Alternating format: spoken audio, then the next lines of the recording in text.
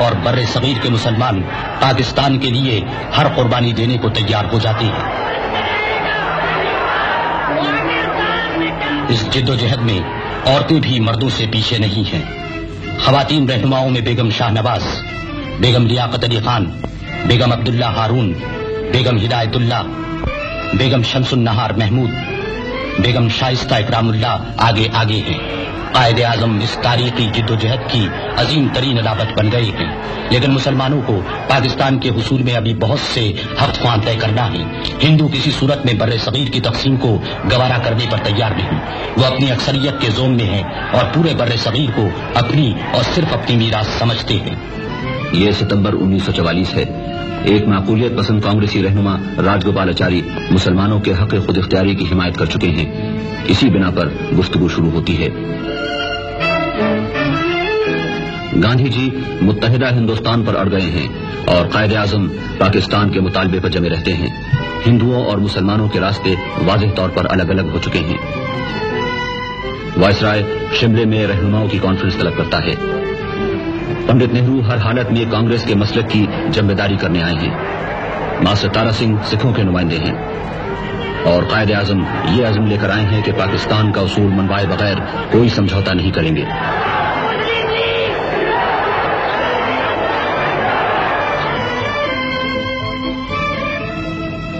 Lord ویول اور رہنماؤں کی بات چیت کا کوئی نتیجہ نہیں نکلتا، لیکن برطانوی حکومت بر صغیر کے سیاسی مستقبل کے بارے میں جلد از جلد کوئی حل تلاش کر لینا چاہتی ہے۔ چنانچہ ویول عام انتخابات کا اعلان کرتا ہے اور لیگی رہنما مسلم رائے عامہ کو پاکستان کے لیے ہموار کرنے نکل کھڑے ہوتے ہیں۔ ان میں چودھری خلیق الزمان اور نواب اسماعیل خان، چندری گر اور یوسف ہارون، سردار اورنگزیب، سردار نشتر اور تمام دوسرے لیگی رہنما شامل ہیں۔ کانگریس متحدہ ہندوستان اور لیگ پاکستان کے موقف پر انتخابات میں جان لڑا دیتی ہیں اور مسلم عوام اپنا فیصلہ پاکستان کے حق میں دیتے ہیں۔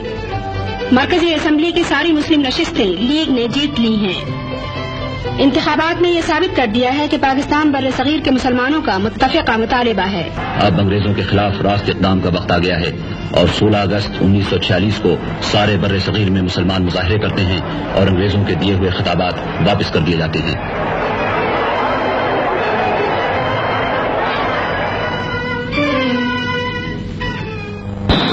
حالات کو سنبھالنے کے لیے حکومت برطانیہ لندن میں کانفرنس بلاتی ہے۔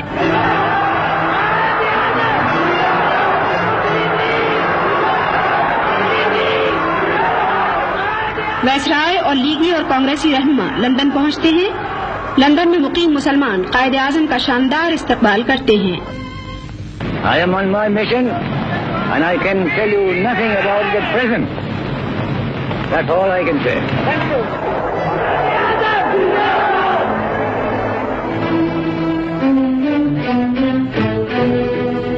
قائد اعظم اور لیاقت علی خان برطانوی وزیر اعظم کے قیامگاہ پر پہنچتے ہیں۔ طویل گفت و شنید کے بعد مسٹر ایٹلی اور ان کی حکومت مشن کے منصوبے کو اس مفہوم کو صحیح بتاتے ہیں جو لیگ نے سمجھا ہے۔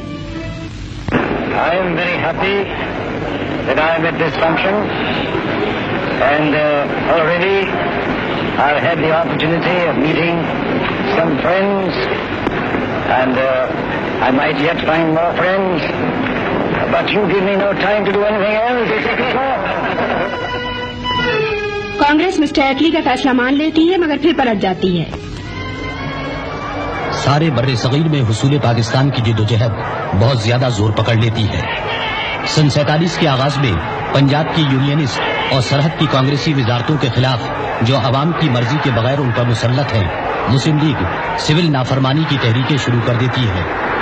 لاہور، پشاور اور دوسرے مقامات پر لوگ سر سے کفن باندھ کر نکل آئے ہیں۔ مسلم لیگ کی یہ عوامی تحریکیں سرحد کی کانگریسی اور پنجاب کی یونینسٹ وزارتوں کو ہلا کر رکھ دیتی ہیں اور ڈرائنگ روم میں بیٹھ کر سیاست چلانے والے یونینسٹوں کی وزارت کو بہت جلد مستعفی ہونا پڑتا ہے۔ اب سکھ بھی تحریک پاکستان کے خلاف میدان میں نکل آئے ہیں۔ برطانوی وزیر اعظم کے اس اعلان نے کہ انگریز بر صغیر کو 1 یا 2 حکومتوں کو سونپ کر چلے جائیں گے، ہندوؤں اور سکھوں دونوں کو مشتعل کر دیا ہے۔ نتیجے میں تقریباً سارے بر صغیر میں ہولناک فرقہ وارانہ فسادات کے شعلے بھڑکنے لگتے ہیں۔ فرقہ پرستوں کے جنون نے صدیوں کی ہمسائیگی اور انسانیت کی دھجیاں اڑا دی ہیں۔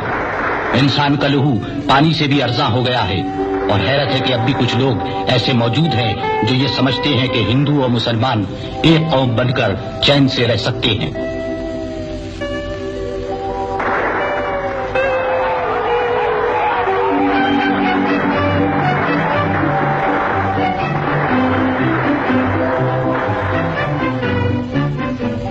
مارچ 1947 میں لارڈ ماؤنٹ بیٹن وائسرائے بن کر آتا ہے۔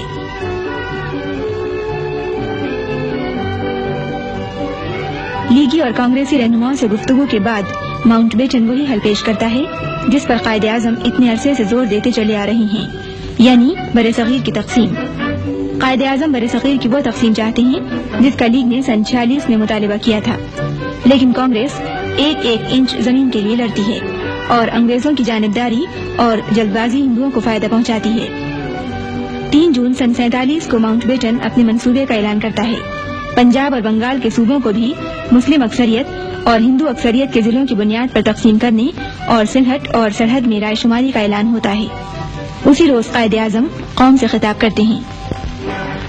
We must remember that we have to take momentous decisions and handle grave issues facing us in the solution of the complex political problem of this great subcontinent inhabited by 400 million people. The world has no parallel for the most onerous, difficult task which we have to perform. I pray to God that this critical moment He may guide us and enable us to discharge our responsibility in a wise and statesmanlike manner. Mountbatten منصوبے کے مطابق سلہٹ اور سرحد کی رائے شماری کا نتیجہ پاکستان کے حق میں نکلتا ہے۔ پاکستان کا ہونے والا دارالحکومت کراچی نئی ذمہ داریاں سنبھالنے کی تیاریاں شروع کر دیتا ہے۔ آخر کار 14 اگست سن 1947 کو مسلمان اپنی جد و جہد اور قربانیوں کا ثمرہ حاصل کر لیتے ہیں۔ بر صغیر میں ان کا اپنا وطن وجود میں آ گیا ہے۔ نامزد وزیر اعظم لیاقت علی خان اس پاک وطن کی سرزمین پر اس شخص کے استقبال کی تیاری میں ہیں جو اس وطن کا معمار اور اس کی عظمت کا سب سے بڑا علمبردار ہے۔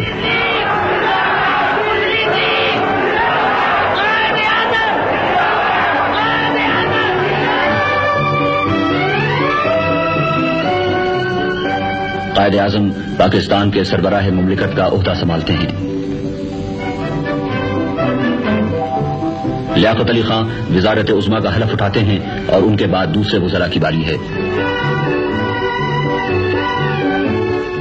The life and the property and the religious belief should be fully protected by the state at any cost. My guiding principle will be justice, fair play, and complete impartiality in the discharge of my duty. And I'm sure, with your support and cooperation, I'm looking forward to making Pakistan as one of the greatest nations of the world.